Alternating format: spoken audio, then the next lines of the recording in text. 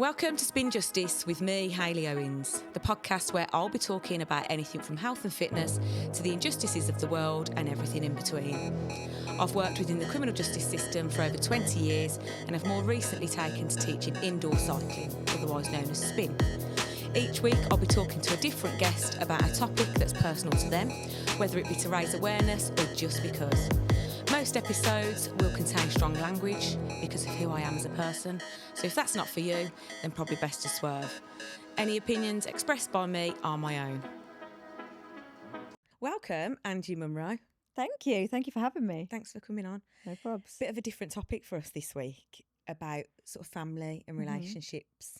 And obviously we're going to go into the whole story, but I was thinking about today's episode this morning while I was getting ready, and I was thinking about how different dynamics are in different families. And I've just got back from Devon last night with my mum and my boys and the dog, and we were talking while we were there about just like, you know, my mum's on holiday with me, for example, and just how people have a different setup within their family unit.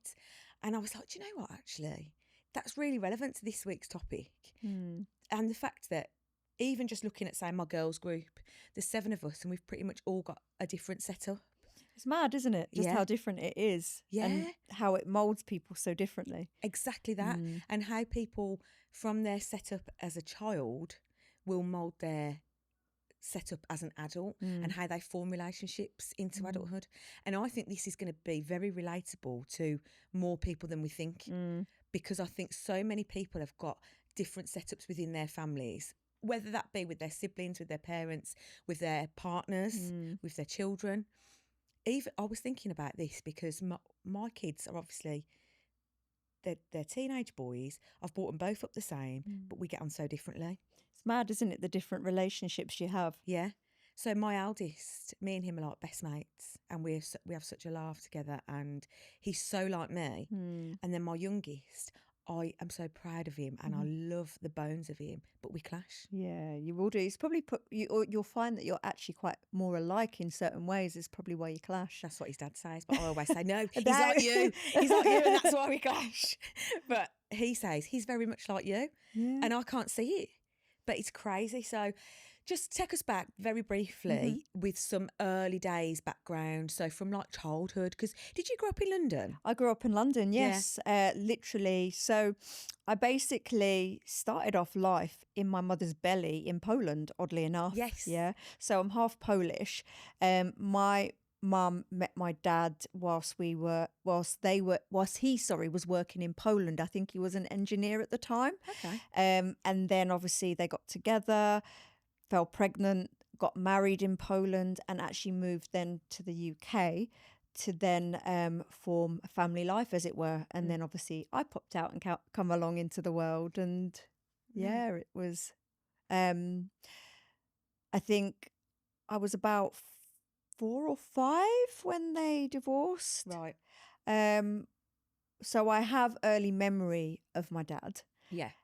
Always have done. In fact, I actually remember thinking when they split up, don't take me away from my mum, I'm scared. What if he takes me? Right. So, which is really bizarre. I don't know why I had that inferior at that time. I can't even put my finger on it to this point, because there was no chance of that happening in any capacity. Right. So they divorced as a result of an affair that my dad had, which, you know, that's life. Life happens, doesn't it? Everybody's put in different situations. And then, but as a result of that, there was a child. So As a result of the affair? Right, okay. yeah. So was your dad from the UK? Yeah, so he was like full on sort of like Londoner. Oh. Yeah, so fully from the UK. And when they split, we heard nothing. No way. Yeah, Was your nothing. mum heartbroken? I think she was. Yeah, Yeah. I think she was really deep down inside. I think absolutely. I think, you know, anyone whose marriage gets broken down, Yeah. and then throw in the fact that you've moved to another country, and then you've got a child, and then you've got to fend Yes. for yourself and that child without that support of having your husband Yeah. I think that was something that broke her. Yeah, and that heartbreak on its own is enough to deal with, isn't it? So then when you then have to, you know, provide a unit, then just yourself and your child. So was there just you and your mum at this point? Yeah, me and my mum. It was me and my mum until I was about 6. So she moved on quite quickly. Okay. So I recall a period of maybe about a year, but I can't be sure on that because when you're young, you don't have any concept of time. No. But I do remember a lot having to go and stay with what was an auntie but isn't an auntie. Yes. Everybody has like aunties, and there was always loads of Polish people around growing up. Right. And this particular one, she lived in a caravan, and I would go and stay with her a lot and her son whilst my mum was out basically hustling and working to kind of still hold the household, because obviously she had a mortgage that needed to be paid, so she had no choice but to carry on working. Yeah, of course. My mum moved on quite quickly and met my stepdad in a curry house really randomly. He was eating on his own, and I would quite often go with my mum to the local curry house and apparently eat madras with my hands. What? Like, what the hell?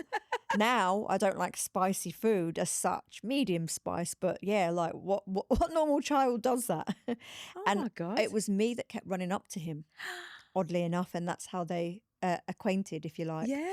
And then I think the next thing I really remember was all of a sudden this strange man is moving in with his bin bags into like the maisonette that we lived in. And I was just like, you're not my dad. Yeah. And the more he kept bringing his bags in, this is at 6 years old, I kept dragging the bags back out and then refused to accept it. You're not my dad, you're not my dad. I think I got threatened with boarding school a couple of times on that. It's perhaps the wrong way to deal with a kid in that scenario. But yeah, I didn't accept it at the beginning. And then very quickly I think when I was about 7, my sister come along. So they got married and then they had a child. And was he from the UK? Yes. Yeah. So yes. there's you and your mum with your dad, and then dad's had an affair and moved on, probably about a year with just the two of you. Yeah. And then your mum's moved on, remarried and had another child and had your sister. Yes. And how did you feel at that point? I'm not a jealous person I'm territorial, but never jealous. Yeah.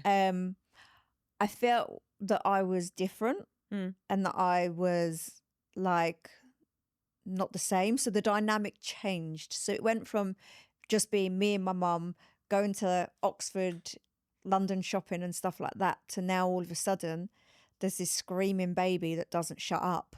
Yeah. And obviously she has this new life, and then I'm obviously there, and the dynamic between me and my mum, I think, changed at that point. Yes, I can see that. Yeah. Can't really put my finger on it, really. I just think that it was a very strict household. So it was very much can't do this, can't do that. Very Polish. Okay. Very, very Polish. So I then had to kind of, my mum's, I don't know about now, but certainly then and up until a certain point into adulthood, she drank alcohol. Oh, okay. Not a lot, a functioning alcoholic, I would say. What would she drink? Wine. White always, wine. Yeah, every time white wine. And it got to the point where I started to be on edge because she'd change as a person. She wouldn't be the same person, more aggressive, I would say. And so that was difficult. So I spent a lot of my childhood scared of her, and not to put a foot wrong.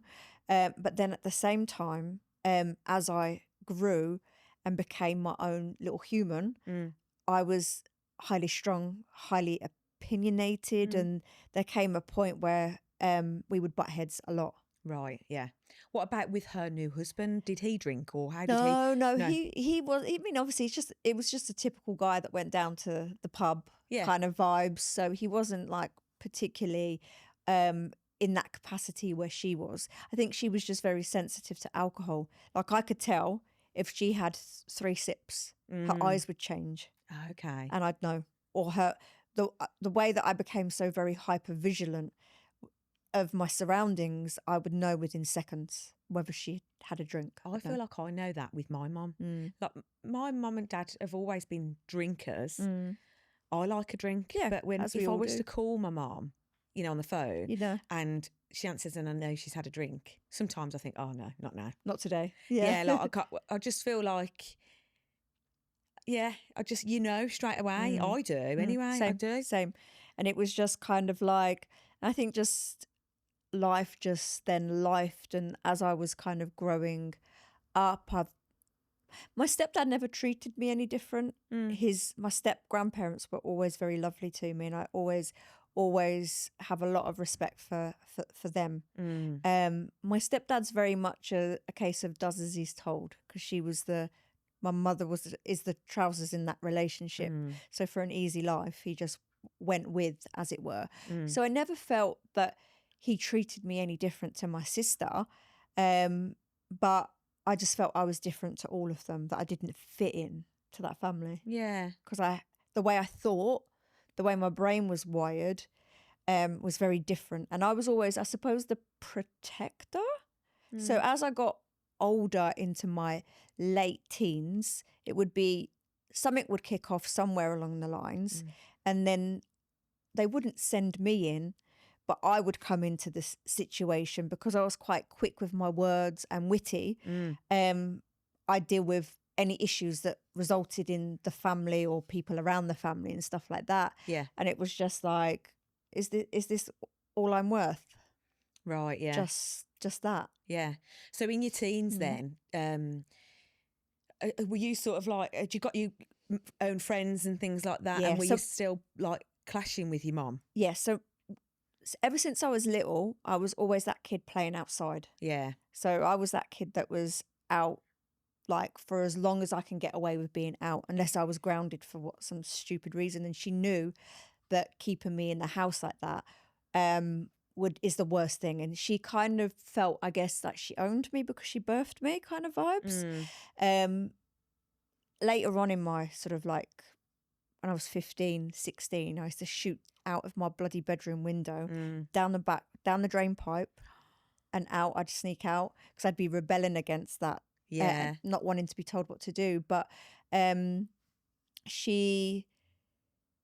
would stay out all the time and then spend very little time at home humanly possible, because I didn't want to be around the person that I was going to have to see. And I'd rather wait until she goes to bed to then come in to not have to deal with that, because she would go to bed quite early anyway.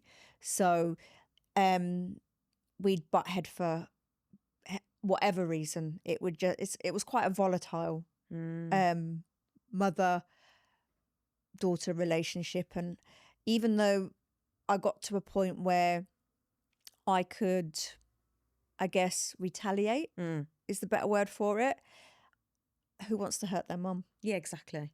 You don't. Yeah. It was the same with my little sister. Don't want to hurt my little sister. Yeah. Because I had to protect her. Yes. Even though we don't speak now. Right. And that's a whole new other story. But we are two different people. My morals are very different to her morals. But as a child, I took the brunt of it. Yeah. Took the brunt of life to protect her. But then I guess it came to a point where actually if you touch me again in any capacity, I will knock you out. Yeah. And I had to lay that law down. Yeah. So what point then? So we're like late teens now. What point did you sort of like move out? 19, I'd moved out. Yeah. So I moved in with my boyfriend's family at the time. Yeah. So I moved out into Watford, Hertfordshire. Yeah. Was away for maybe 2 years or so. And then we split up and then I had to come back. So the relationship was still there enough for you to think, I need somewhere to go. I'm going to go home. Yeah. So there was like that kind of situation where I'd come out of the child, if you like, the under 18-year-old, and now I was independent. So I was left to just get on with it, basically. Yeah. But obviously we still clashed, but I stayed out the way because it was easier. Yeah, I know what you mean. So like I moved out when I was 18, but I just wanted my freedom. I've always had a really great home life, still have now. And if I needed to go back, and I have gone back as an adult with my kids, you know, and stayed there for sort of like months to get myself back on my feet. But I wanted the freedom. So I moved out when I was 18 because I just wanted to party and have the freedom and stuff like that. And I did go back very briefly before I moved in with my kids' dad, and then again when we split up. And I could go back now. I know I could, but you want your own space, don't you? Of course. So, you know, that was my reasoning. But so when you went back then, so was that, what, 21? Yeah, just before, 20 or 21, something like that, went back and it was kind of fine. Yeah. I think she knew at that point that if she behaved in a certain way with me, I'd call her on it, on the behaviour, and I'd present the demon that she doesn't want to see or hear. So she wouldn't push me, but the only time then we would fall out usually would be on the phones. So she would dangle some sort of carrot of some description. It could be, I'll give you a typical example. I had a friend, we fell out, and then all these information was getting back to my mother. How the hell she knew about this? So she would drip it out, but not tell me where the information has come from, to protect my sister, because it was my sister that was having the conversations under the radar. Oh, right. So I was just like, so it's a brain fuck. Yeah. In my head, it's like, well, hang on. And at that time, my sister was pregnant, and I think she knew I'd fly off the handle once I'd worked it out. And then it didn't take me long to actually work it out. Yeah. And my sister's go-to is usually like lie and no, I didn't do that. I didn't, but it was obvious. Right, okay. So that was like that kind of typical example. So we wouldn't normally then usually fall out until it would be on the phone, because my mother's in control because she could put the phone down, which usually would happen a lot. And that's the one thing that infuriates me more than anything. Someone putting the phone down. Yeah, because I just think it's rude. It's like, well, you can't take the heat. You can't take the debate, the conversation. If you're going to go there, be prepared to have it back. Yes. Because I'm an adult now. Right, okay.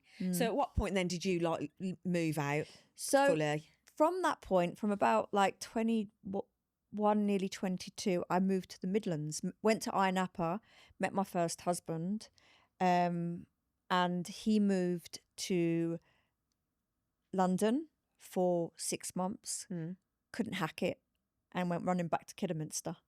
So I followed. So I actually moved out of London, which was nice in a way, because when I did go back, it was, and that marriage was quite turbulent anyway, actually. So eventually then what happened is my mum and my stepdad and my sister moved to the Midlands, because financially it made sense. You'd end up mortgage free. Yeah. With a house up here or in Kidderminster. Okay, so you're living in Kiddie, and they've come up and followed. Yeah. Oh, so okay. This sounds like, you know, the relationship wasn't completely broken. No, not at that point. No. Right. So it was a bit turbulent as well, the home life as well as the marriage, but not enough to think, right, okay, you're gone. Laters, they've come with you. Yeah. So that's good. It was always kind of like a wave, is the best way I can explain it. Yeah, yeah. It would be like, she could be quite vicious with her words. And I would never like say anything horrible, because it's just not in my nature in that respect. Right. I'm stern, but I wouldn't be mean to someone unnecessarily if they didn't deserve it. Yes. Whereas she just did. She just was very spiteful with her tongue. Right. So half of me always used to think, well, is it because I remind her of my dad? Maybe I look like my dad. Is that why she hates me? And this is why I'm treated like this, because then I'm comparing myself to friends from school or adult friends whose family members are like, they've got this lovely family unit. I'm like, why am I that awful and that bad that I don't, why is she not nice to me? Am I that bad as a person? What was she like with your sister? Very different. So you could tell that, and that's why you were questioning these things, like, is it because of this? Is it because of that? Yeah. Right. So okay. I would say I was more of a rebel in that I just wanted to be out didn't want to be there. Whereas my sister was glued to my mother all of the time. It's still kind of like that now, I guess. I was always the one that was exploring and out. Yeah. Which is, I guess, why I never ended up being the same as any of them.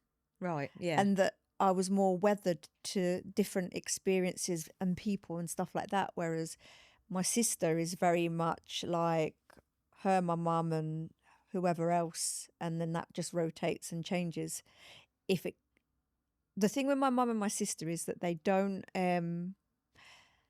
like being told. So I can be told. Yeah. You know, so Russ will tell me if I'm being a dick.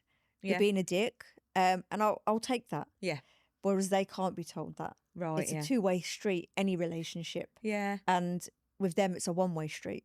And actually, I think if I can be told, and if someone says to me, you know, wind your neck in or whatever, I'll really like take that on board, because generally that's going to come from someone close to you who you love and respect. Of course. And for them to pull you up on something like that, that would mean a lot to me. You know, I think, oh my God, like, I can't believe, you know, a bit like you, I can be stern. I'd never be mean to anyone. Would I? No, that's wrong. I would be, if someone needed it, like if someone was mean to me, I can be a right bitch back. Same. But generally, day-to-day life, you know, is nice, and it's you wouldn't lovely. go out being like that. Absolutely not. Yeah. But then, and I actually would be mortified if I'd upset someone or I'd come across, like you just said, you're being a dick. I would hate that. I would really like, it would upset me. Yeah, it'd hurt your feelings. Yeah, absolutely. because it's not intentional at all. So yeah, for that, I can completely see. But then, like you say, some people won't take that advice, and they won't be told you're being a dick, or do you know what I mean? They just stay the same. Yeah. They don't evolve. And I think I'd been around enough people to be open-minded about a lot of things, and also be self-critical of my own behaviour in a situation. Like now as an adult, I understand why I have been the way that I have been over the years, because obviously, you know, I'd left husband number one. It's an ongoing joke, 1, 2, and 3, but I'll get to that. I should never have married number one. Yeah, but it was like something different. Yeah. How old were you then? 22. Yeah, So see, I was I young. remember having a relationship when I was sort of like 19 to 21, got engaged, bought a house with him. Thank God we never got married. But, you know, and you look back and you think that should never have happened. No, never should have happened. Yeah. But I'm also a firm believer that of the butterfly effect. Yes. And like everything happens exactly how it should happen 100%. for whatever reason it needs to happen. So I kind of like stayed single for a bit at that point, then met, had a boyfriend for a bit, then met husband number 2, got married. We were together for 7 years. And that's the point where when I decided to walk away from that marriage, because it was like almost pushed on me, right, I want a child. And I'm like, whoa, how do we go from party boy to child? Right. Because all your mates are having kids. Ah. So I was just like shell shocked. Then that fear kicks in with me, where it's just like, this isn't the right scenario. If there isn't like this foundation and love, proper love between the mum and its dad, how's the kid going to learn what love is? And what if I'm like my mum? And what if I'm like my dad and I just disappear, and I'm like, because I've got the ability to be shut off and be an ice queen, ice block wall. No one's getting in. I know, I'm very aware I've got that ability. I'm a lot better with it now. But we were together for 7 years. And within that 7 years, obviously, my mum and my dad, my stepdad, adored that husband. Right, okay, because I was just about to ask you that. So they're now living, are you still living in Kidderminster at this point? Yes. So this was the butterfly effect from number 1. Because if you hadn't have met number 1, you wouldn't have moved to Kidderminster. Yes. And then you met number 2. Yes. So that is perfectly how it should have happened. Even though it didn't survive the test of time, it was meant to be. You had to go through that. So family then, mum, stepdad, sister as well? Yes. All got on really well with number two? Yeah, really, really well. I mean, he's not a bad guy. I would have Yeah. nothing bad to say about him. We just, you know, I fell out of love, and that's the way it is. But of course, when I left, that was the worst thing that I was going to do. I would never find anyone as good as. Right. In the mix of all of that, so 2010 was when we got married. And that same year was when I was started to look for my real dad under the radar. Oh, because I was going to come to that. Yes. So during this time, so in 2010, how old were you then? 15 years ago. How old am I now? 44. I have no idea. 29. 29, there we go. It was before 30. Yes, that's correct. So did you say you got married at that point? Yes. So we got married in Cyprus, come back, did life for a bit. And then obviously I'd actually been in conversations with producers from Long Lost Family. Yes. So before that, did you try in any way to find your dad? Yes. Okay. So and did your mum know? No. Right. No. Right. No. So this is something that kind of stayed in the remit of my husband at the time and a couple of friends. But it was one of those, I got the yellow pages out. Was it the yellow pages? No, the BT directory I can book. picture it now. Yeah, you see it. And went through lists of the surnames, Martin, which are very, very common. Yeah, so the like surname was Martin. Yeah. Okay. So it was like a Smith. Right, so you're looking through the BT directory. Yeah. Writ to a number of men by letter. Did you? Yeah, giving them all the information that I had. Because at a very young age, I actually stole a load of documents from my mother. Okay. I was a snoopy kid. I don't know why I was like that. I was always snooping around everything. Yeah. And I just maybe knew subconsciously that I'm going to need that information. At some point. And what kind of documents were they? So that was marriage certificates, paperwork from the divorce, solicitors' letters, names. So the woman that my dad had an affair with, because it was done under adultery, she was named on the divorce papers. Yeah, exactly. Ah. So I had a lot of information when I went to Long Lost Families, which is why they then took my story on. But that was the first series. So they only reunited like kids and, parents and the child, if you like.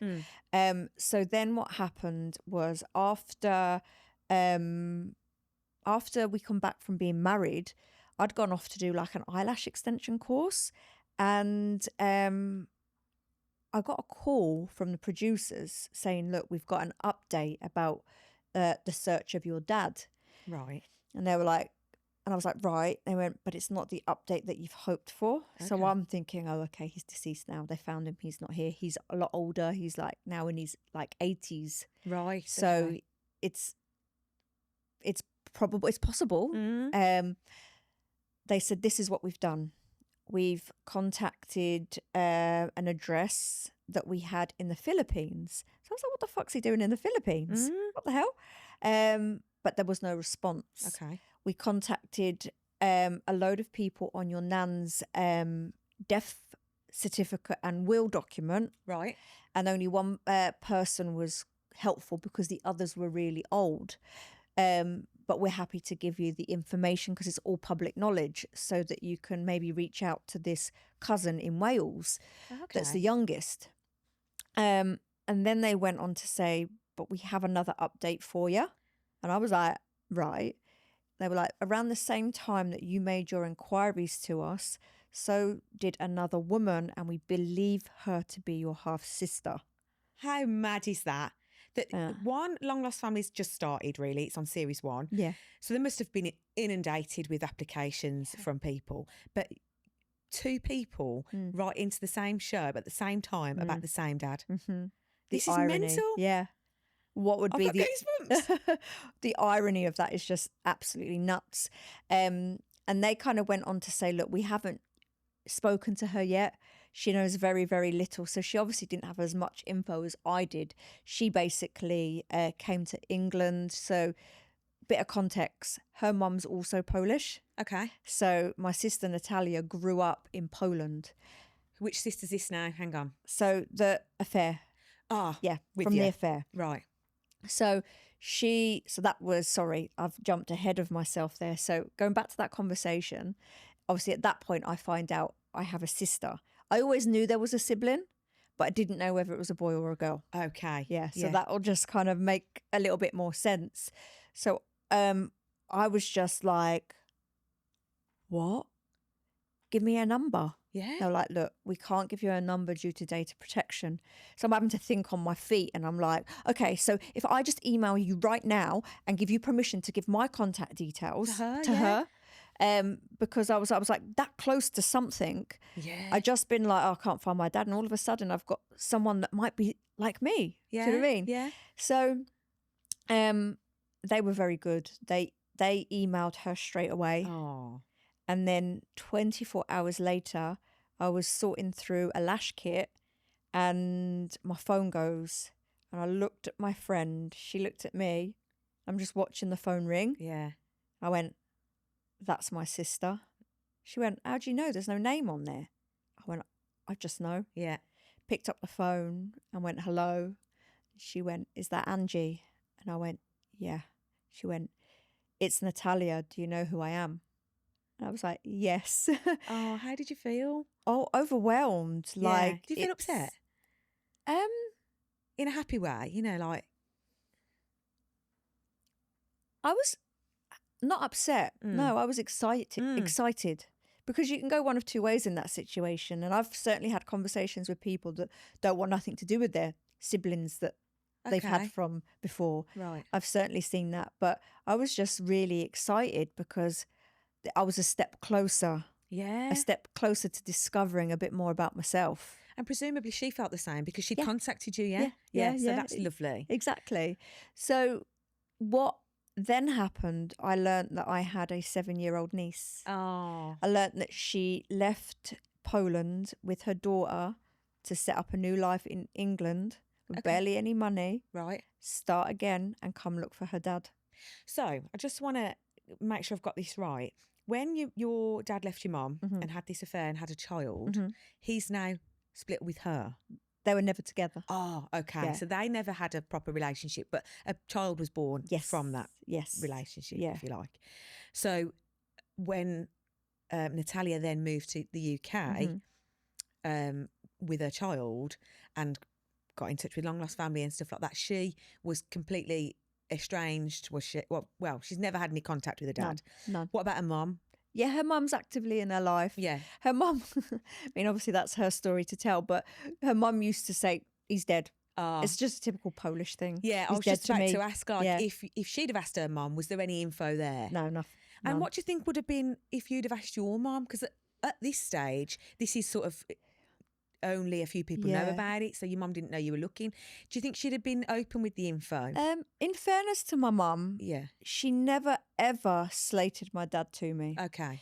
She always used to say that he could at least have sent you a birthday card. Right. Could have at least just done that. But no one ever had anything bad to say about him. Right. So I guess respect to her for not doing that. I guess it was a private thing for me in that I don't want to hurt my stepdad's feelings. I don't want to hurt her feelings, but this is something that I've got to do, and it's my born given right to do that and find out. Yeah. So I didn't want to hurt or upset anyone, which is why I never had that conversation. I perhaps under the radar used to ask certain questions growing up, but I just, at that point, I didn't, the relationship with my mum was very up and down anyway in that time frame. And obviously I probably spent more time with her with my ex-husband because he got on with him so well. But I just she it just didn't feel right. No. So, which is why I never went down that road with her. Obviously going back a step, and then obviously I'll tell you about how it all came about telling my mum. It was after I met Natalia. So I didn't tell her that I knew about her until I'd met her. So 3 days later, after the phone call, she turns out she lives in Leamington. No way, so close. Yeah, Leamington's literally lovely, isn't it? Yeah, Really nice area. Yeah, really lovely there. We met halfway, at a harvester on the motorway on the M42. I'll never forget the day because my ex-husband was there and a friend, and I was just sat in my car and they were in another car, and they were just there for that support. Like if I needed it, if I just like was going to have a moment where I was going to freak out. And I remember sitting in that car and I saw, because obviously I had pictures, we swapped numbers, we had pictures, and I saw her pulling and I just knew it was like her instantly. She looked like my dad. Ah. I could see it like as clear as day.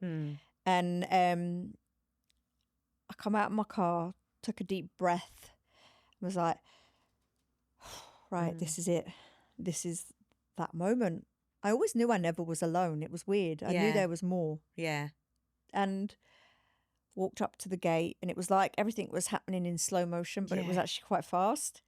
Got to her, hugged her, but I was shaking like a leaf. And the memory that my sister has of that meet was how much I was shaking. I was like literally nervous, excited, adrenaline rushing. All of a sudden, I've just inherited this little person that's 7 years old, and I'm not sure how long we sat in Harvester eating chicken wings, I think it was. But Zuza, my niece, was literally glued to me. Oh. Yeah. Did your sister look like you? Or does she look like you? She, I can see it Right. in certain different scenarios. She's light, fair haired, so she's blonde. Yeah. And she's got, I think, green eyes. So, and lighter skinned. So I probably resemble more my Filipino half sister. Right. But that's another coming up. one. That's another one that's coming up. But we're character-wise the same person. We're both twisted in terms of our personalities. So what happens within mine and her relationship is a lot of childhood behavior plays out. Right. If we're out on a night out. We're like two petulant, naughty school children chatting shit. Like, you know, one New Year I went to hers and her poor husband had to entertain the fact that me and her were smashed New Year's Eve in her house, cooking mashed potato and gravy and ridiculously beating the crap out of these potatoes. Yeah. But like two naughty children would do, and just find anything and everything funny. So actually we're very similar. We have very different lifestyles and lives. She's a mum of three. She is a psychologist. She, you know, she's into triathlons and stuff like that. Yeah, so we're very, very different in that capacity, but we've had a similar upbringing. Both our mothers being Polish. Culturally, there was a lot that we could already relate on, you know, so we had, it wasn't like we would just, it just fit. Yeah. It's like we just knew each other. Yeah, yeah. And, you know, I'm the oldest, so I will automatically have that protective side of me over her. Yeah. And then our relationship just started to blossom from that. And then there came a point where I was like, right, time to contact a Welsh cousin. So there was a lot of letters going back and forth. And in the first letter, he said the last he'd heard of my dad, who hadn't been back to the UK since he left, was that he married a Filipino woman, had 4 children and moved to America. Wow. I was like, what? Okay, Wow. but that's more info, isn't it? So it's just putting the layers on there more than you had. And that's as a result of long lost family, isn't it? Yes. Because they gave you the info for the Welsh cousin. Yes. So although they couldn't reunite you at that stage, they actually did quite a lot. Yeah, they did. Yeah, they did. Yeah, they did. They got me in touch with my sister. They got me the stepping stones that I needed. Exactly that. The moment that I'd heard that I had 4 other siblings, I was like a relentless animal, a dog with a bone. I wasn't letting this one go. Yeah. And everybody around me, including my ex-husband, was like, but a TV company couldn't find him. How are you going to find him? Yeah. They just didn't think that I would ever find him in any capacity. But like anything, when you're relentless at anything that you do, you can make it happen. Oh, yeah. You make it happen. 100%. You can do what you want. Yeah, exactly. So I remember being sat there one evening late at night, and I don't know why, but Nickelodeon was on in the background. And it was some cartoon with this private detective. And because my brain, the way it's wired, isn't like a normal person. So I will think of always the most wackiest, demented ideas and I run with it because I don't care. I'm just going to do it. And I am probably a little bit of not an exhibitionist. I'm an extrovert. I'm an introverted extrovert. So I will do things that are wacky out there just to see if I can do it. And also just to watch people's reaction because I like analysing. Yeah. So I was like, I'm going to hire a private detective. Yeah. Fuck it. Yeah. That's what I'm going to do. Like if someone can find me this man, a private detective could, and they do it for a job. So if I went on Google, I'm looking through like all these different companies, and I was quite clear on the fact that I didn't want a big corporation. I want to find someone that's low key. Yes. And I found this guy called Warren. Right. An email address for him. So I was like, just going to email him. Emailed him. And then the following night in the morning, I think it was about maybe 3 a.m. Hi, it's Warren calling from the United States of America. I was like, oh, hi. Oh, hi. I was like half tired. He went, I'm curious, how did you get my details? And I went, well, I just kind of went down a rabbit hole of seeing your email address on a forum. And I wanted someone that was like independent that would have time to help me. He says, I'll be honest with you, I don't do this type of work anymore. He says, but listening to you, there's something about your story that intrigues me. So I'm going to help you. Ooh.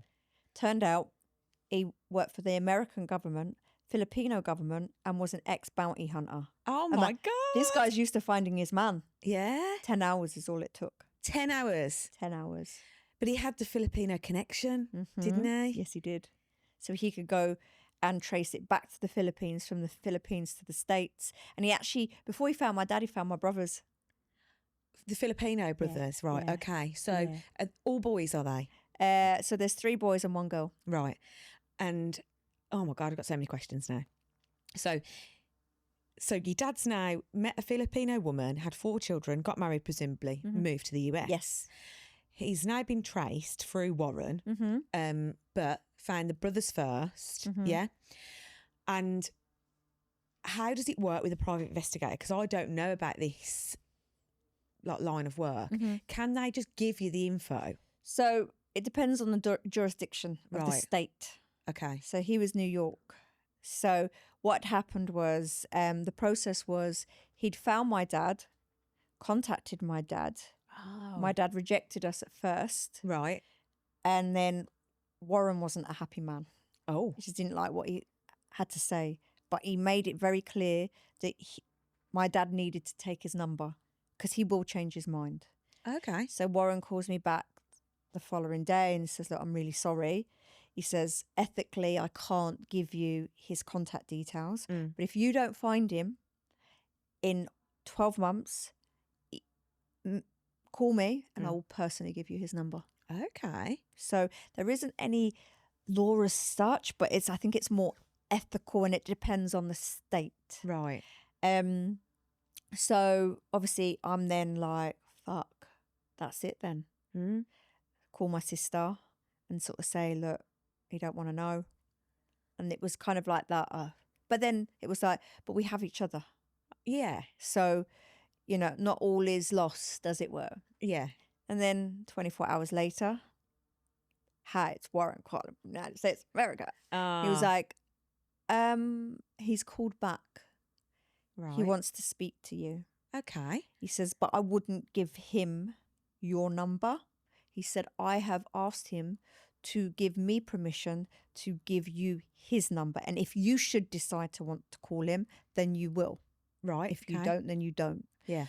So obviously that was just an emotional, twisted collection of emotions in 24 hours. Go from rejection to not, to hope to not, to like possibilities. And yeah, it was wild. So then what happened was I I call my sister and I tell her, it's back on. He wants to speak to us. Of course, in that moment, I'm now protective. Did your dad know about Natalia at this point? Well, this is where it gets a bit complicated. Right. He, in my opinion and understanding, knew of her existence because that was the reason why the marriage with my mother broke down. Yes, of course. Affair, and it resulted in a child. Yeah.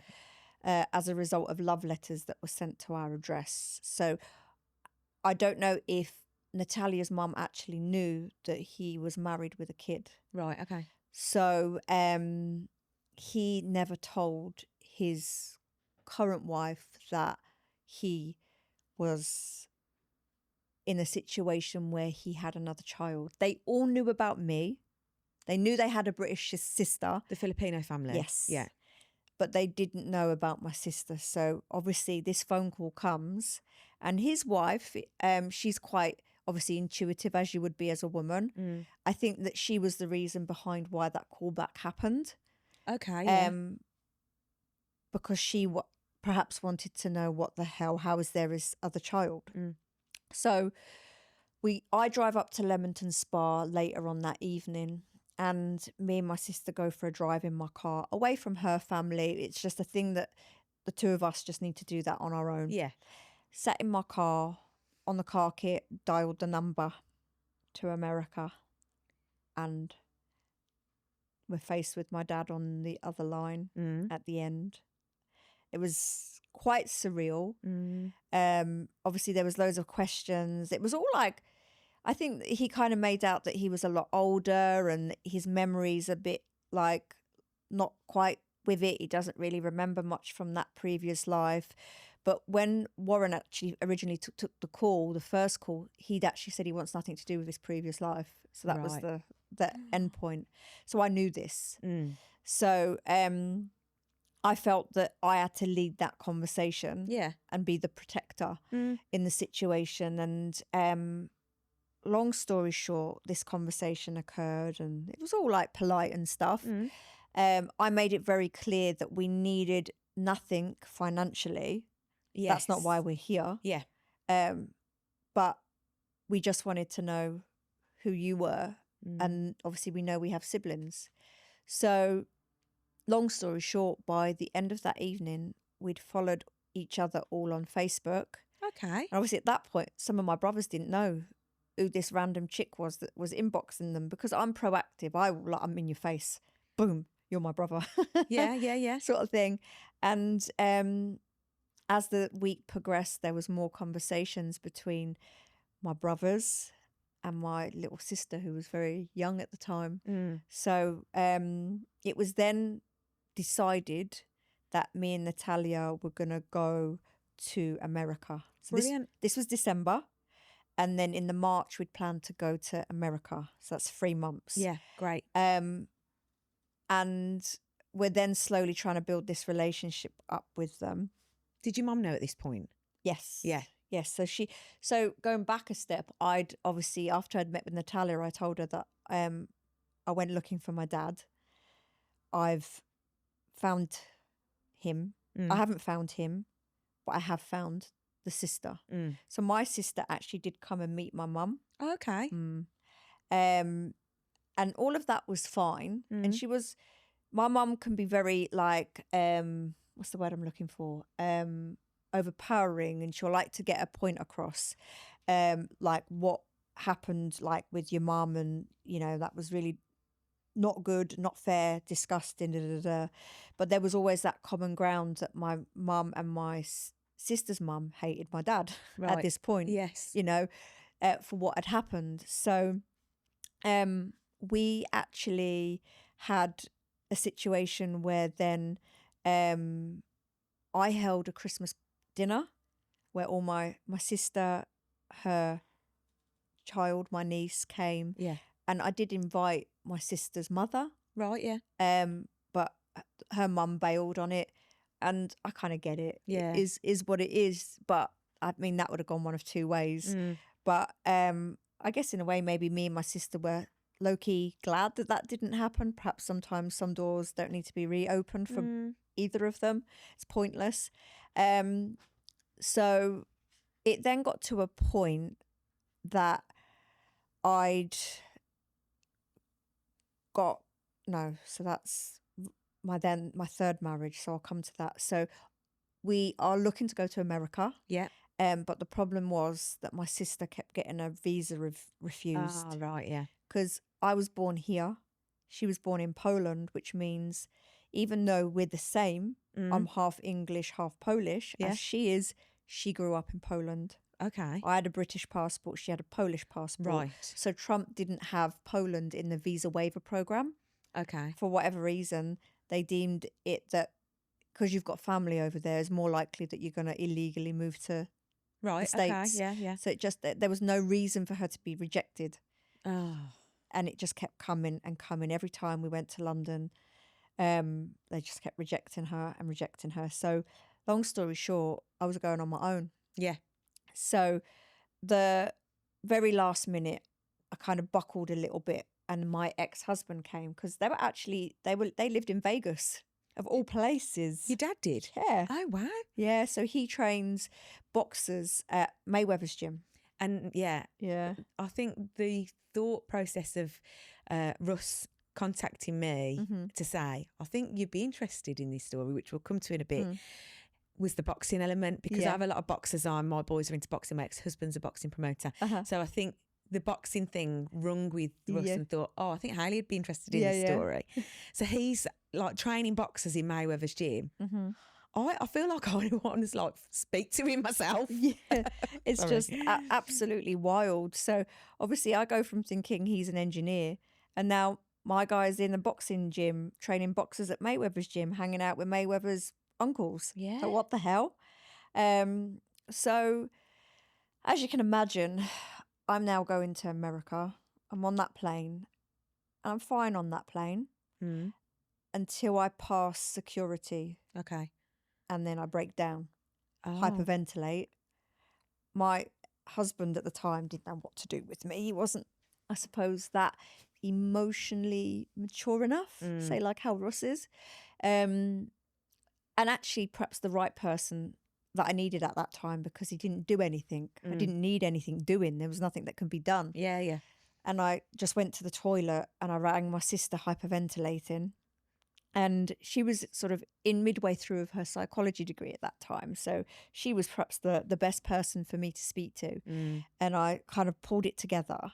And I knew as soon as we walked out those doors, my dad was the other side. This was the moment that I've looked forward to ever since I was a little girl. I'm going to meet my dad. I'm going to meet my dad. And then I walk out of the door and I'm just like scanning, trying to look for him. And then I clock him across the road on the left-hand side. And I'm like, right, try and hold it together. Walk up to him. There's a video of it, actually. I have a video of it. I just said to my husband at the time, I need you to, whatever happens, I need you to record it. I need to take this back from my sister. Yeah. And obviously I'm walking with this suitcase, trembling and crying. And then he gives me a hug and he was like, oh, what you crying for, kid? Yeah. And I remember thinking, huh? What do you think I'm crying for? And then What was his accent like? British, Yeah. Cockney, just Cockney. Oh, okay. Never lost. It's still there, a bit Americanized in the things that he says, but still very much a Cockney. Yeah. So he picks us up and I just remember sitting in the front seat and obviously my mum's communicating with me. And I've said I've met him and he sat next to me and I'm like, this is so fucking surreal. This is so weird. And then get to the house, I meet his wife. Okay. And then one by one, I meet my siblings. Yeah. Starting with my little sister, Grace. Oh. Can't remember how old she was. She may have been about, I want to say 14, Right. 13, 14. And I was like, wow, I've gone from this little Polish white family to a really multicultural, colourful family. Yeah. You know, so I'm like, fascinated by this Yeah. because I'm looking at them, particularly my little sister, and I can see bits of me, even though I don't look half Polish. I perhaps blend in more with that side of the family than Yeah. any other side of my family. Yeah. But I can see in their like genetics and their I can see bits of me. And it's like weird reflections. It was so bizarre. Yeah. And then I meet my brothers who are a lot more reserved. So the younger two were more Americanized. Oh, okay. Yeah. Right. Yeah. Whereas the older two, not so. Yeah. So it's like having to work out all these characters that I know nothing about. I quickly worked out that the oldest boy was a joker, and I have that element. Yeah. Yeah. My second brother was a lot more reserved, so it was harder to kind of work him out. And then my little brother, I knew he was gay from the moment I met him. Yeah. Until he knew he was gay himself. Right. Okay. So I was like, well, that's going to be easy. And then Gracie, she's in a house full of boys. She's going to want a sister. So that was always going to be a natural thing. So I actually spent a lot of time with the younger two because the older two were out at work, whereas the other two were still studying. Right. So like every day we would do something and go somewhere, like go to see the Hoover Dam, then go to the Red Rock, which was sort of like the Grand Canyon type thing equivalent, but better because it had waterfalls. Okay. And that's when the questions started from his wife. Well, I was just about to say, how were you received by his wife? She was very welcoming. Yeah. Yeah. She wasn't like, it's got to be a big deal for her, right? Like all of a sudden this past has come up. Yeah. What she thought was her marriage, possibly she didn't quite know everything about her husband's past because there's now this other kid involved. So she was asking me a lot of questions to do with my sister, my mum and her mum. And I was just honest. Yeah. As I don't know what conversations have come up or what's been spoken about. You're asking me, so I'm being honest. Yeah. And she asked me a lot about my sister. And I said, look, honestly, that's her story to tell. Yeah. You would need to ask her the finer details because she will tell it better than I will. Yeah. So in effect, I think about a week in, that did happen. Okay. And then what happened was in the morning, I get a call from my sister crying her eyes out. Oh, no. Which automatically I go into shut off mode, fuming, angry, the anger that was coming out. Like walking the streets of Vegas, I can't see any person in sight, just red mist. Yeah. They'd said that she couldn't have anything to do with him until she could prove she was his. Oh, no. So I'm now in this situation where I know a confrontation of some description is going to happen. Yeah. And obviously I also am protective of her because she's a nice, kind person. And I know she's his because I can see it. Yeah, yeah. I can see it, you know. So I then call him and say, I've just had my sister on the phone crying her eyes out. What the hell is going on? And then it then turned out that we then had this, like, it's a conversation, but it was like a heated situation. Face to face? Yeah. Yeah. In their house. Right. So I'm on my own with my ex-husband who's out of the way. Right. And even if anything got heated, he would never have got involved anyway. Russ is like a different character. He would always look after me. Yeah. Yeah. But actually, was that the best situation at the time? Probably. Right. It could just play out as it was. And obviously, his wife feels hurt because all of a sudden I'm saying this one version, Natalia's saying the same version, and he's saying another version. Yeah. So I can see why it was difficult for her. But at the time, I wasn't thinking with her emotions. I was thinking with my own. And also, this was before her. Yeah. This had all happened before he'd met her. Yeah. So it wasn't a betrayal to her. No, completely. Yeah. You know, I think getting to learn what I've learned, he lived in a very Victorian situation. His dad wasn't on the scene. His dad had an affair. he was the result of the babysitter fling, and then his mum remarried. Right. And the man himself was vile to my dad. So actually, I can see why he was as the way that he was. Now I can see it, but then I didn't. Yeah, of course. Because obviously, all of a sudden, I'm dealing with a certain rejection as an adult that I'd already felt as a child, but I'm now reliving that in real time as an adult. So in that situation, in that moment, I'm in the back garden with them. She's screaming at him. Okay, what kind of stuff? That why is he lying? Why is this? And why is she saying this? Threw a book at him and called him toxic dick was what I specifically remember from that situation.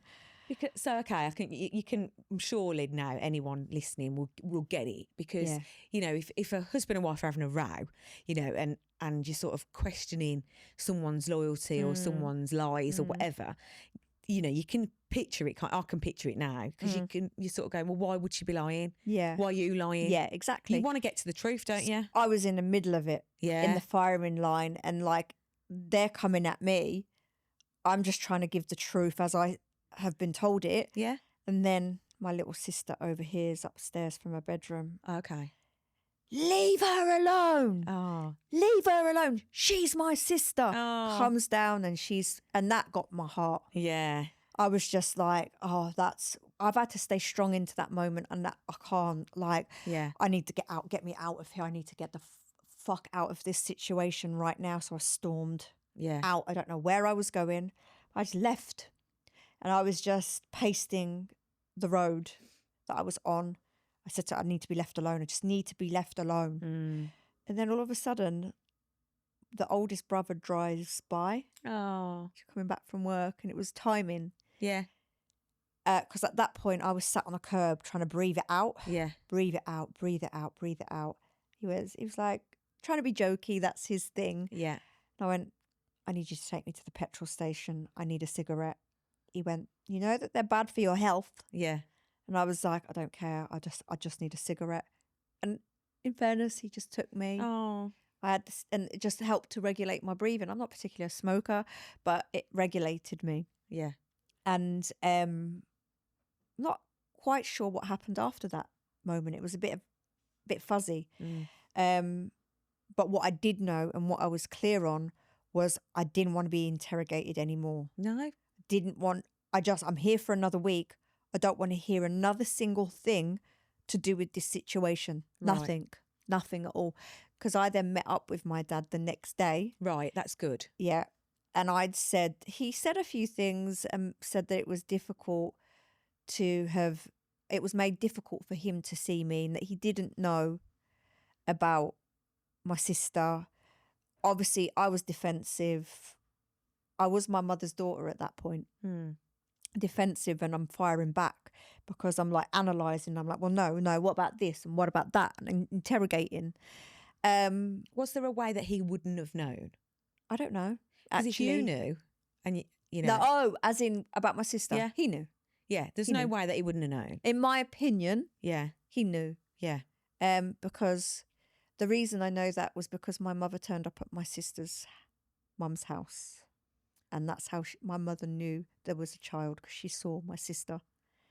And to stop my mother from reacting at my sister's mother had picked my sister up. Yeah.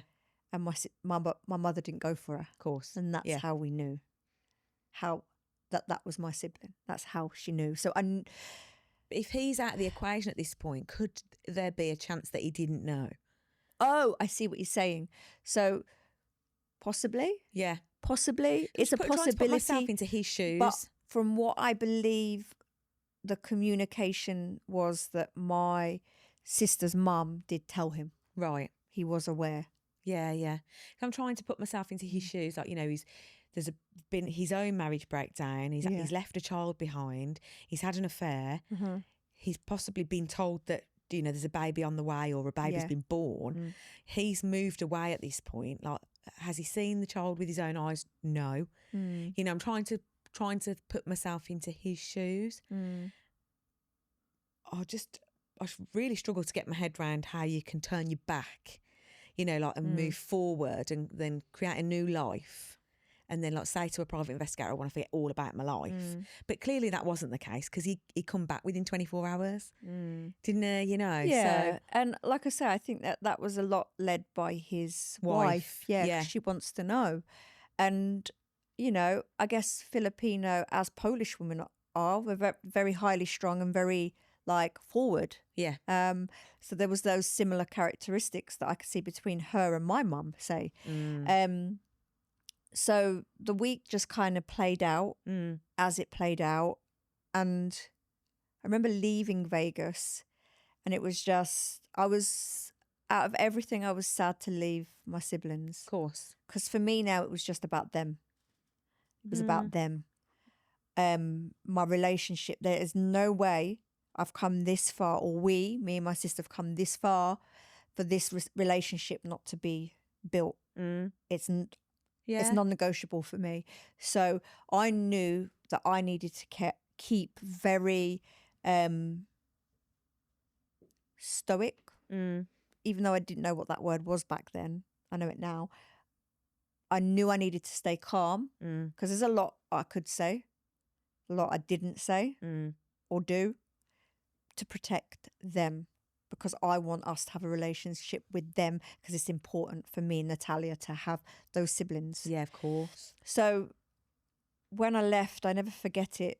It was horrible leaving, horrible. All of a sudden, I'm part of this. And you got to remember, although I had that Polish community and that family feeling, I'm brought into this family where the Filipino culture is similar in a way.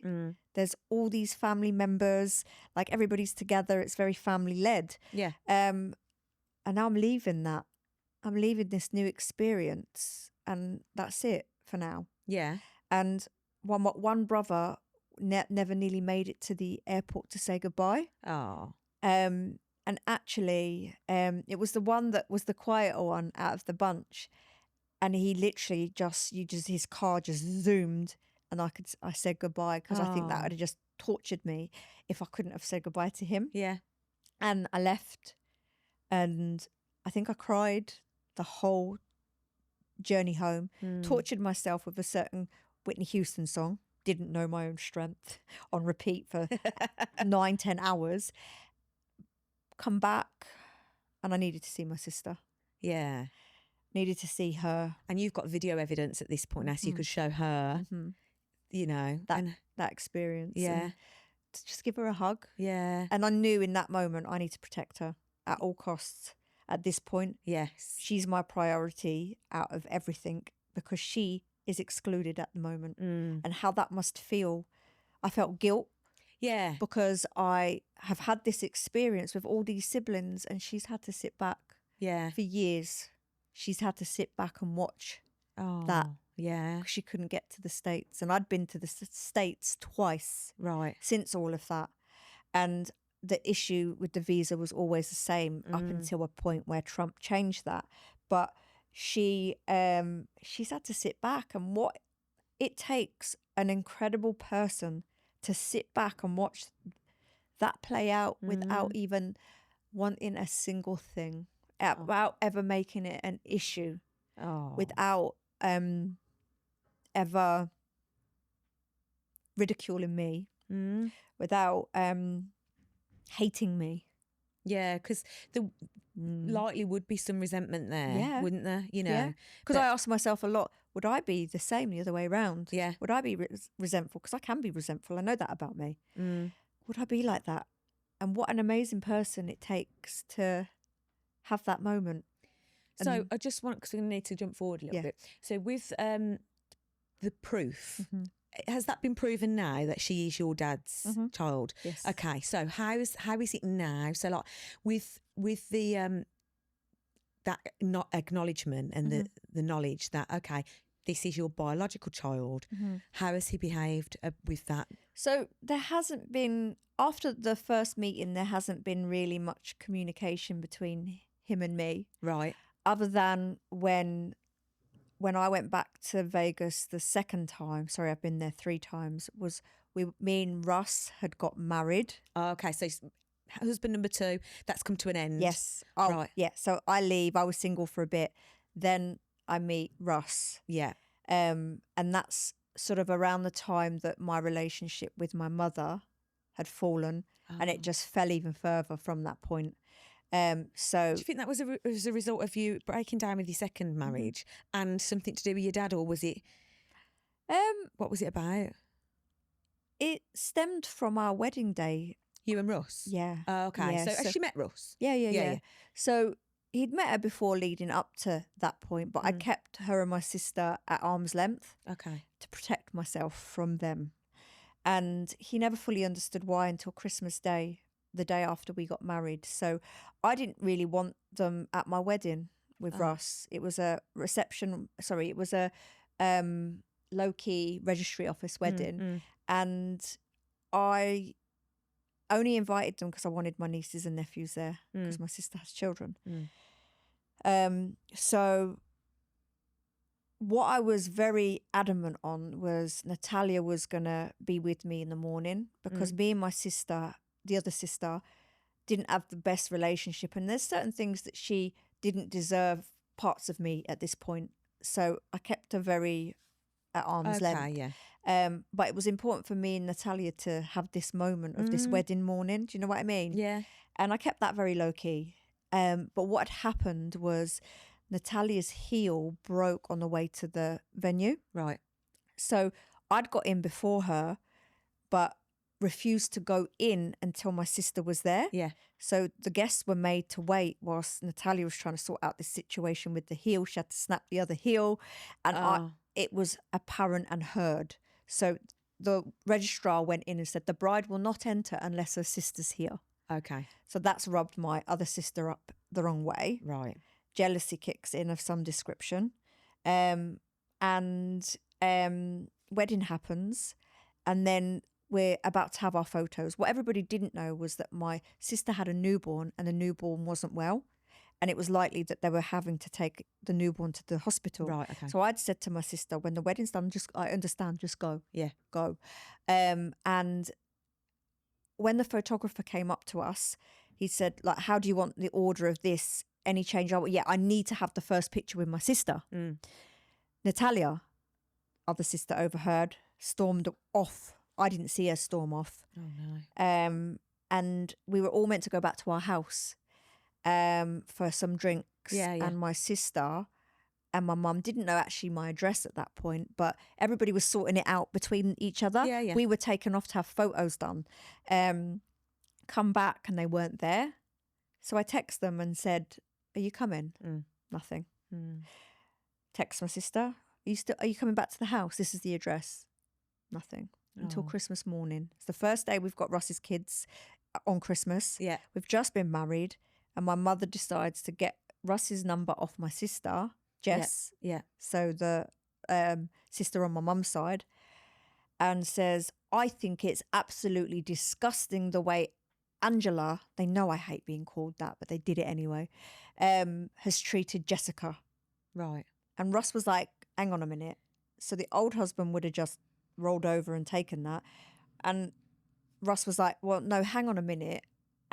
No one has done anything. No one has put anyone in the corner. Jess has placed herself where she wanted to place herself. Okay. So I disagree with what you're saying. And with respect, it is Christmas Day. It's the first day that I've got my children on Christmas Day.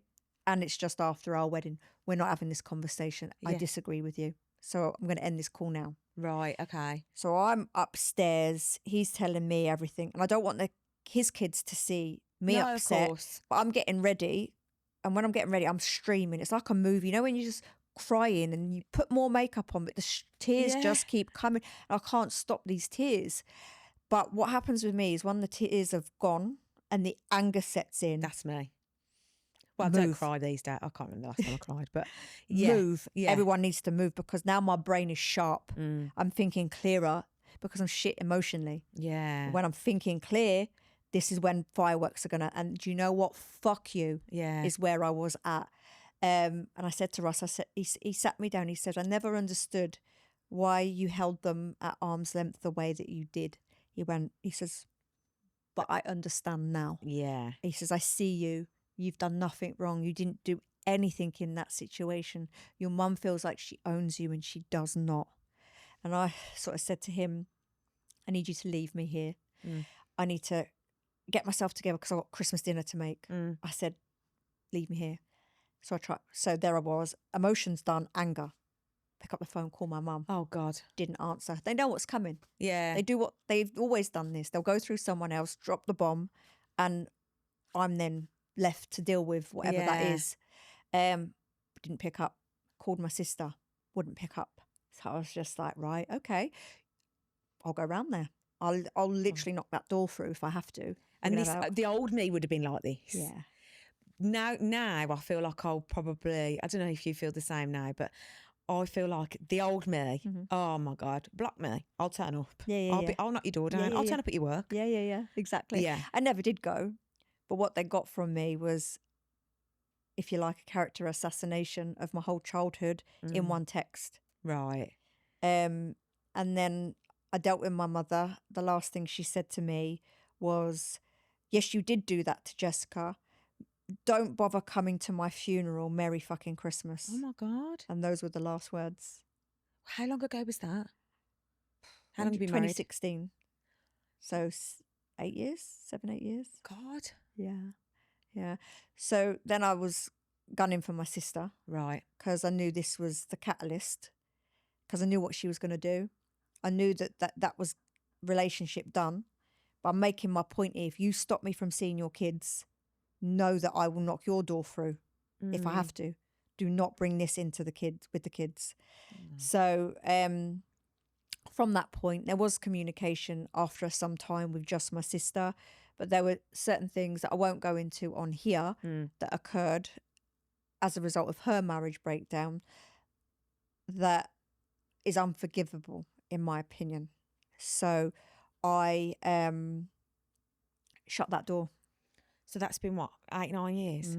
My God. So what about with your dad now? So things about to get a little bit more interesting here. So God. In all of that period of time, my brother, so the gay brother, came to the UK. Okay. Natalia got to meet him. Brilliant. Just a side bit of a side story. More family members came out of the woodwork. Okay. So my dad, off the back of me finding him, went looking for his half brother and half sister on the babysitter side situation. And found them on Facebook. So I see this all play out on Facebook. And I'm like, what? I've got cousins. I've got an uncle, an auntie. So me being me, I message the one cousin when I see the post saying, oh, we found Uncle Tony, And he was tagged in it. And then I was kind of told not to have anything to do with that side of the family. Right. Which, when you tell me not to do something, I'm gonna be a mass murderer right now, and I'll find every person under that surname. And I'll add them all. Yeah. And I was moving salons at the time, so I was stressed anyway. So it was the worst timing for me in that situation. So, long story shorter, Uncle Don pops up, which is my dad's brother.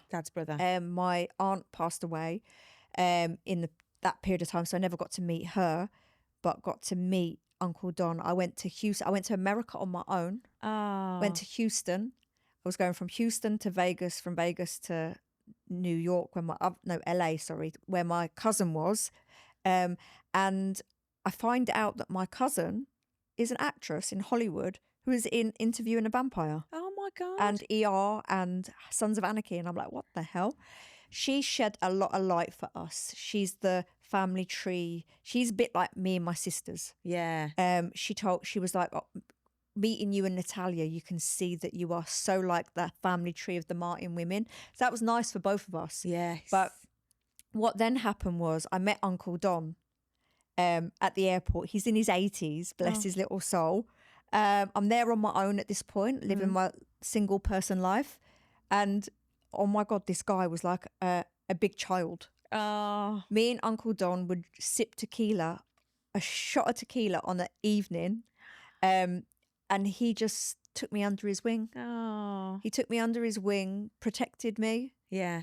And it's what I needed in those moments. Yeah. So going back to your original question, I have contact a lot more with Uncle Don and that other side of the family. Right.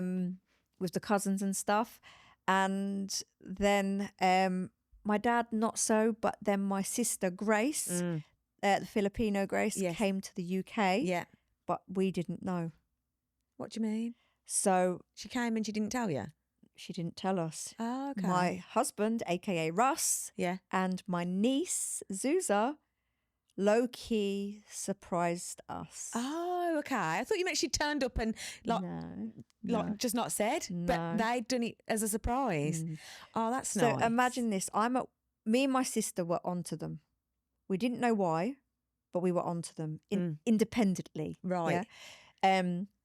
Russ is like, oh, I've got to go. I'm going to go to Merry Hill because none of my clothes fit me at 6 o'clock at night. You fucking hate Merry Hill, mate. Yeah. So I'm at work. That'd be like me going to Merry Hill. Yeah. Everyone would be like, what? Well, I'm at work at this point, and this guy, so I'm already like, nah, he's up. What's he up to? Yeah. Got a client in. Me and this client, Ian, bless him, we're like looking at flights, thinking, what the fuck's going on? What flights are coming into Birmingham? Oh, okay. What I didn't know was that my sister's flight was late. Okay. So he was originally going to bring my sister to my salon, and that's how it was going to occur. She was just going to walk into the salon. Yeah, yeah. And then I'm at home, something ain't right, and I'm like there, like this, my legs are going. And then all of a sudden, the door opens, but he doesn't turn on the light. I thought, this guy always turns on the light. If anything, he overlights everything. So I was like, the hell? And he moves to the side. I could see his silhouette. I was thinking, it's a female. I was like, who's this bitch? Yeah. Is what comes to my mind. And again, he's obviously at the side recording. Right, yeah, of course. Yeah, getting the moments. And I turn on the light and it's my sister. So, of course, I've just like ran to her, jumped her, like overexcited, tears, everything. And then I got to spend 24 hours with her. Yeah. And then we were surprising my other sister. Okay. Yeah. Right. So my sister was onto my niece saying, oh, I just want to take you out. Angie's going to come. Russ is going to come. And she just wasn't sure what was going on. But she's like me. She's reading into everything. So we had to hide Grace in this restaurant, right? Miller and Carter, hide her. And then I was texting Grace when Natalia was sat down. And then Grace just walks on by. Oh. And then that's how they meet. And my sister is it's all videoed as well. She's like she can't grasp her words. Yeah. Another person that she's met. She hasn't actually met the other two yet. So we've had the two brothers and the sisters. But going on to the future, my sister's getting married. Yes, because we talked about this on the phone, didn't we? Yes. Yeah. And Gracie is very much about digging deep into the family history. Nice. She's basically getting married. We are all bridesmaids. My sister, Natalia, and Zuza, my niece. And we're all going next year. And Grace is trying to put everybody in the same room for the first time. Lovely. Ever. Yeah. Oh, I'm going to look forward to seeing pictures of this. So that is what's happening. Obviously, my sister's never met the other two brothers. She's never met my dad. Yeah. She's parts of that family she hasn't yet met. Parts of that family I haven't yet met. Yeah. So it's going to be a big deal. Yeah. And it's lovely. And the only person to look after us in that moment will be Russ. Yeah. So Poor we've guy. talked a lot about Russ. We're going to come on to a little bit of Russ in a minute. But I want to I want to ask you how your childhood and how everything's played out here, do you feel that's had an impact on you and relationships? Yeah, 100%. I think that it's got to, hasn't it? Well, I was kind of like, I guess I was always looking for that dad that was going to love me. Yeah. So therefore, that translates to the man that's going to love me. Hence why I've been married 3 times and the last time, because that ain't happening again. Yeah. So I can see all of the relationships that I've had weren't all for the right reasons. Yeah. And they were the wrong people. They didn't know Yeah. how to deal with me. I mean, don't get me wrong, Russ has had to deal with some shit with me. We both have our demons. He won't talk about them as much as I will. But we talked about some of them when Russ came on to this podcast. So for anyone now, Russ is the talking tradesman and he's introduced the two of us. So he talked about a little bit of his own background, and he talked about his upbringing and how that played out for him and how that played out on his mental health and how that played out for relationships for him. It does. I'm telling you now, if there's people watching this, how your childhood molds your adulthood, doesn't it? And it will 100% impact your relationships as an adult. It will. There's no two ways about it. And I mean, I wouldn't say I've had the best relationships as an adult, but I had a great childhood. So I don't know how that's worked out for me. I think it varies, doesn't it? Did you have great friendships? Or was there a lack there? No, I've had good friendships. I've still got the same friends now as to, in fact, when this episode comes out, I'll be away with those friends and we'll be on our yearly, well, we call it our annual therapy. We go every year and we have a little weekend away. I think maybe for you, it will be because you're faced with a person like me in a relationship. Possibly. Or like Ross. Or I am like you. Okay. So, yeah, I am like very fiery. Yeah. An introverted extrovert. So I've just been away for a few days with my mum and the kids and the dog. And last night I almost like said to my mates, oh, do you want to get together? Do you want to catch up? Because, you know, I haven't got the kids tonight. I haven't got spin in the morning because I didn't have a class this morning. And then I went, actually, I've been surrounded by people for too long. I need to be on my own. So then I just like spent the night in. Yeah. But I don't know, I'm not sure, but I do definitely think that every single person that I've spoke to who's had some sort of broken childhood, it impacts their relationships moving forward. And you know what? You can either be a victim to it. The problem is people are too scared to unpack that Pandora's box fully. Yes. And in my experience and life experience, I've had to go to the very pit of rejection from all angles, whether it's from my parents, whether it's from relationships. I've had to face those. And like now where I'm at with my life, and I've had many, many panic attacks, many mental breakdowns. Yeah. But that's forced me to get to know myself. Yeah, and the one thing that anyone can do in their life is get to know themselves. Yeah. Because if you get to know yourself, you will be able to handle what and how you do life. Like mine and Russ's relationship over the last 8 odd years has changed so much. Of course. So much. We're different versions of each other. He's not the person I met at the beginning. He was very negative. Right, okay. It was embedded in him that the Payne family are unlucky.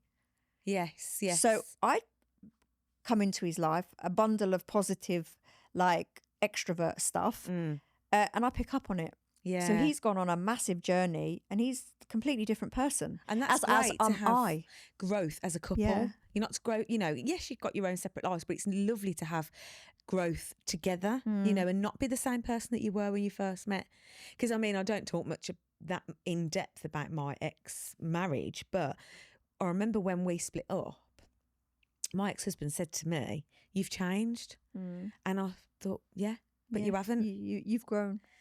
We're supposed to You've change. developed, I did change. It's I'm still whether changing now. I'm not the person. When he said I'd change then, Yeah. I'm even more different now. Yeah. And it's mad, isn't it? Because I look back on relationships even over probably 3 years ago, and I think I'm not that person now. No. The way you handle things. I think as you age, how you handle things, how you behave, and how you adapt, because experience has just shown you. Like now, I have no... Like, I just don't have it in me for the bullshit dramas and egos and unneeded emotions. So I stay very away from anything to protect my peace. Yeah, I would agree with that for myself. Yeah. So, feature of the week then, Spin Justice of the Week. This is, as I explained in the plan, something, it could be minor, it could be major, and it's something it doesn't have to be in the last week. It could be any time really, but it's an injustice for this week's episode. So I'm going to tell you mine so you've got a feel for it. Brace yourself. Right, so Carl's going to love this, aren't you, Carl? So Birmingham City Council listen to it. Right. We talk a lot about Birmingham City Council on this episode. Not normally me, it's normally Matt Hoy or other people that are pissed off with like either the rubbish not being collected or whatever. Last couple of months, I've noticed that my council tax is like 250 quid a month, and I thought that's a lot. That's ever such a lot. Like, anyway, I'm too busy. Then this month's come out again. 250 quid to Birmingham City Council. I ain't having this. Try and get through to them, you can't get through. Try and email them, they don't reply. So this morning, and I did have another injustice for this week, but it's had to feature today. This morning, I've stayed on the phone for an hour. So when I was getting ready to come here, into the car, onto the car speaker, to get in here, I've been on hold or speaking to actually a lovely woman called Alison, who I said, this isn't right, I'm paying all this money. She's basically said, oh yeah, it looks as though when you bought your house, which was last year, so I had a shared ownership basically through a company called Midland Heart. I've lived there for 14 years. No, 11 years, coming up 12. And I've basically, it went from a rental to a shared ownership to me owning it on my own. Now, that's got nothing to do with the leaseholder or whoever I was renting it from. I pay the council tax and I have done for this whole time. But apparently, when I bought my house, they contacted Birmingham City Council and said the liability is now on the sole owner of the property. The liability was never on them to pay the council tax. It was always on me anyway. And now it looks as though what's happened is the account has gone closed down, although the payments have still come out.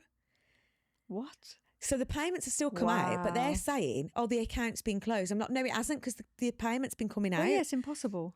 Anyway, this woman's like, I've never seen this before, ever. So I was like, listen, I need some money back from this because I'm not having it. I've been paying like well over what I should have been paying. Anyway, she's sorted it out for me. But I said to her, please don't leave me in the lurch, because I've been on the phone 1 hour, 1 minute and something seconds at this point now to speak to you. She's like, I'm going to send a really detailed email. She said she couldn't CC me in on it. I don't know what she thinks. She said that would get her in trouble. And I was like, but listen, like this needs sorting because I'm this close, Carl, to stopping paying my council tax. Stop it. It tells me off because there's so many people that as a result of listening to this podcast have stopped paying. Oh, yeah. Don't pay it anymore. Yeah, and I've been down that rabbit hole. Oh, I said this to her But on try the phone. battle that with the most corrupt, law-abiding citizen that's my husband. Yes. It's another story. So I'm like, I'm not paying. Alison, I'm going to stop paying it. Like, seriously. You didn't sign a contract. Well, exactly. I know. And if I told Matt Hoy this, he'd be like, what are you still paying it for anyway? Yeah. Anyway, so it's got to be my injustice of the week that I can't believe I'm still paying it and they're still doing me over. So that's mine. And I've got it off my chest now because my blood pressure's high at the moment. And I feel like I need to just let it go and just let Alison work her magic. Okay. So if you've got an injustice.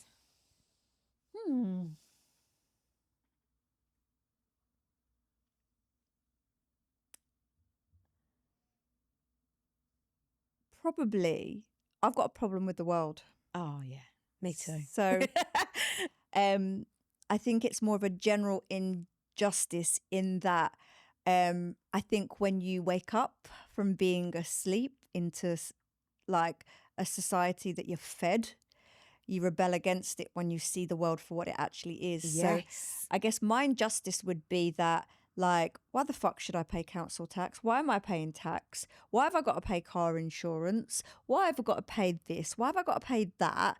What? Because some pencil pusher said so. I didn't agree to this. I didn't sign up to this. So then there's this whole thing about digital ID. Oh, don't.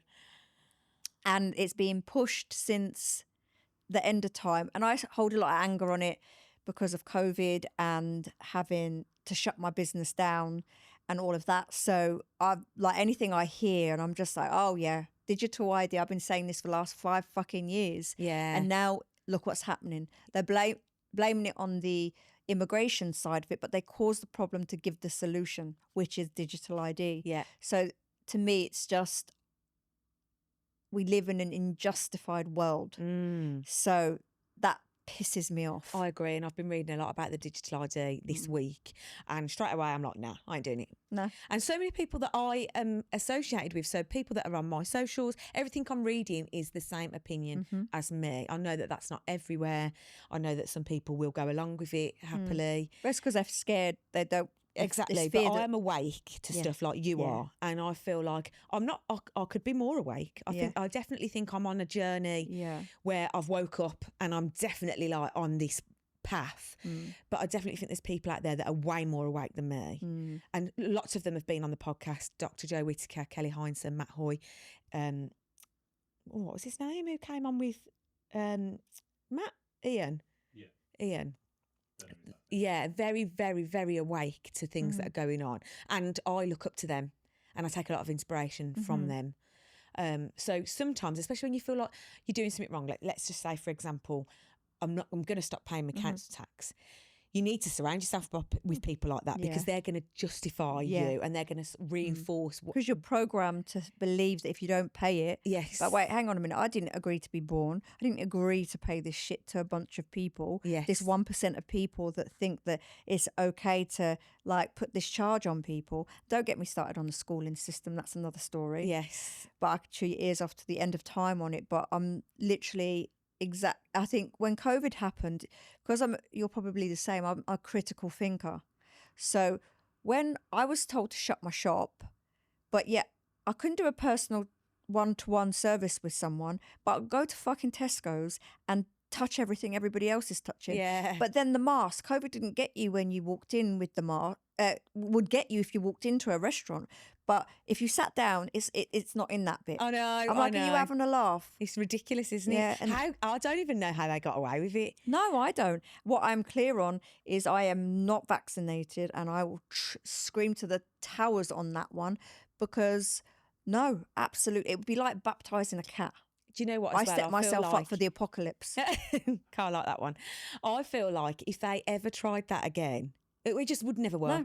It would never work. No. None of us would. Well, they're teasing it at the moment, aren't they? Yeah, and absolute bollocks to them. No way would I stick to that again. No. And I remember I worked in the police at the time, so Jesus, I remember that must have been so hard for you. I remember working. And I remember seeing the logs coming in, right? I remember sitting in front of the computer screen.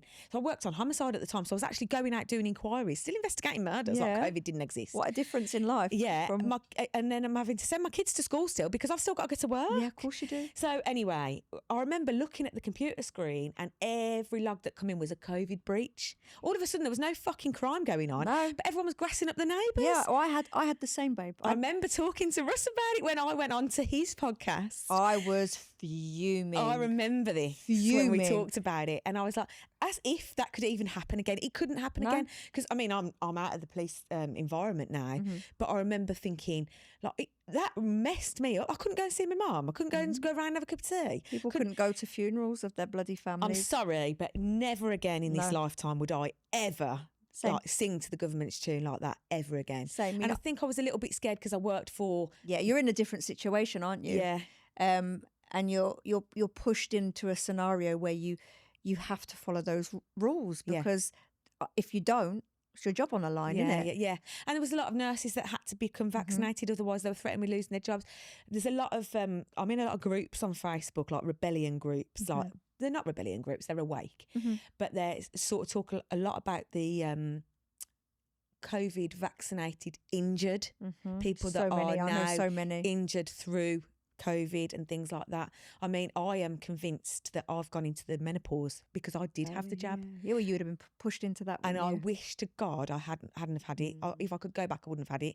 But now I've gone into a menopause, and when I sat down with Dr. Joe and we've had our chats, she says to me, "You're going through the menopause because of the COVID, because of the jab." 100%. And honest to God, I've watched 4 clients die off the back of it. The amount of people I know that have had cancer. Do you know when the one thing that scared me about COVID was not getting COVID, it was having a reaction from the jab. Yeah. That was my fear. And it was interesting because people either had it because of peer pressure or because they wanted to go on holiday. Not one person was scared. Yeah, that's it. Yeah. Exactly that. It was all fear. Yeah, I hate it. And I never again would stick to it. Absolutely not. It's mad how they got away with it. I know. But now they're trying to push it now with the digital ID and trying to control us in another way. Ain't happening. Yeah, no. Bollocks to them. So, right, have you got a shout out? We need to shout out your shop first because I need to know exactly, the viewers and listeners need to know where it is and what you do. Okay, so I own a hair, beauty, aesthetic salon in Cotteridge in Kings Norton, right by the train station. That's one of my businesses. So that's Angie Monroe Hair, Beauty, Aesthetics Clinic. And then I have an awards business called the Female Boss Awards, which is for women mainly in the industry and also women in business. So it's not just restricted to hair and beauty sector. And yeah, that's pretty much what I do. Aside from that, I do some madness on TikTok. I need to get familiarised with TikTok. I'm not good. I'm not good with it. I need to get on there. TikTok is fun. You can earn off on TikTok easier than any other platform. Right, okay. And it's the easiest thing I've ever done in my whole entire life. Just chat shit for a minute and a half. That comes quite naturally to me. Yeah. So I just spent time figuring out the platform. Yeah. How to work it. Learn that TikTok is search engine optimization, so you have to treat it like SEO, like you would if you were promoting your business on Google. So I've tapped into that. So I do all right on it, but I'm just very controversial on it. I'm like completely the opposite. But that would just be me moaning about something, or like Katie Price and Peter Andre. That's what the hot topic is, and the whole narcissism that's come off on the back of the loads of the clips that have gone out about how he treated her, actually. Oh, okay. And yeah, it's all coming to light. But her song went to #1, so I've been covering that a lot. Oh, okay. And the reason her song went back to #1 because there was a few of us creators that pushed the narrative of, right, let's get her song to #1 in the charts, and it did. Oh my God. Wild. I'm a fan of Katie Price. Yeah, I quite like her. Have you been watching The Princess Diaries? Yes. And me? Yes. I watched it with my mum in Devon. I liked it. Yeah, I thought it was really good. She Princess came across really well, actually. I just think it's just sad that Katie's been excluded from that. Yeah, I'm a fan of hers, always have been.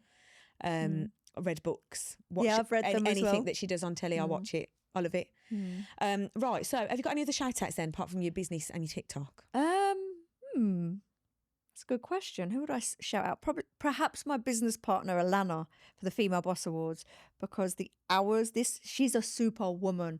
She's got 5 kids. One is only a number of weeks old. Oh my God. And she runs her own coaching business. She's a social media manager, and she literally is doing what she does with me. And when I say we don't put the laptop down till like 11, 12 o'clock at night, in between the way that our brains are wired. So I think a shout out to her, because she really is a freaking superwoman. I'll have to give her a follow. Yes, Boss Socials. Boss Socials, okay, I'll look that up when I leave here. Mine is for Russ. Ah, yes, of course. So Angie's husband, Russ's wife. Because I want to say 80% of the guests that come onto this show are through recommendations. So, for example, Russ contacted me. I've got a guest that I think might be good for you. More than once he's done that. I've done the same to him. And other people, just viewers and listeners, might drop me an Instagram or a WhatsApp or an email and say, I think this episode would be really good. Or even people that watch or listen themselves and then say, I've got a good story, would you consider listening? And that is how the majority of the guests come about. And it's important. I think a lot of people, and I see that as well inside the beauty industry, not everyone wants to work together. And that's what I'm trying to change. And that's the message and the movement behind the Female Boss Awards is collaboration. It's key. We are stronger in numbers. Yes, 100%. Generally in life, we're not always going to get on with everybody. No, That's just a fact, isn't it? No, but people allow their ego to get in the way. Yes. And I always find, well, most of the podcast creators and hosts that I've worked with are all the same. They all want to share guests. They all want to pass work each other's way. It maybe even say, actually, I've got someone that's approached me. It's just not really a right fit for my channel. Would you consider, and just helping each other that way. And my network in that world is growing so rapidly. I mean, it's great because collaboration, there's no threat. I'm not a threat to anyone. No one's a threat to me. I'm doing my own thing. I'm staying in my own lane. But I think sometimes people do think, I feel threatened. People get inferior, don't they? They fear something about someone else that they don't have. And that's okay. Yes. We all have our own little sparkle, and we will all attract different scenarios and situation. What I might attract, you might not attract. Exactly that. But there's no reason why you can't exchange ideas, situations, scenarios, and cross over, because you never know. You never know what comes off any conversation. And it starts with that. Yes, and exactly that. And I just love being introduced to someone and seeing what. So say this episode's going to go out now. For someone might watch who's watching because they follow you, might get in touch with me, and that might spark off a complete other chain reaction. Yeah. And I love that. It's meant. I sit and I think, how have I been connected? Because you can always connect the dots going back. Yeah. You never know what's going to come of anything. And I just absolutely love it. And I'm just constantly like in awe of, like, you know, the whole network and the whole contacts side of things. Do you know what I mean? There's never any, I wouldn't say my ego gets in the way of anything like that. I don't feel like I'm egotistic at all. I just feel like I'm very much in my lane. I very It's the much best have, way to be. yes. And you know, you said you've had many a breakdown, many nervous breakdowns. So have I. You know, and I'm very much just still trying to winging it on a daily basis. Because people always go to me, oh, like you know, someone's messaged me this morning. He's a podcast host, and he's like, I can see that you're really active, you're really busy, blah, blah, blah. And I'm like, I feel like I'm not doing enough. So isn't it mad how people view you compared to how you view yourself? It's crazy. But anyway, let's wrap it up. So thank you so much. I've really enjoyed that story. Good. And I'm sure that actually, I just want to say, I bet you so many people are going to relate to this. Yeah, absolutely. Families are a really, really funny thing. And how the dynamic set up, you know, it's fascinating. Yeah. But if you feel like your family is broken in some way, or, you know, there's a dynamic that's different, you're not alone. There's so many. And there's hope. Yes. Sometimes certain things unfold in exactly the way that they were. Obviously, my childhood, my situation was not ideal. All the things I've had to endure and deal with, and the rejections on top of all of that. Had all of that not happened, I wouldn't be who I am today. Exactly. And you know what? And something that I've recently been doing, which I can't talk about just yet, but made me very hypervigilant. And had I not had that childhood, I would never have been like that. Yeah. And I wouldn't have been aware.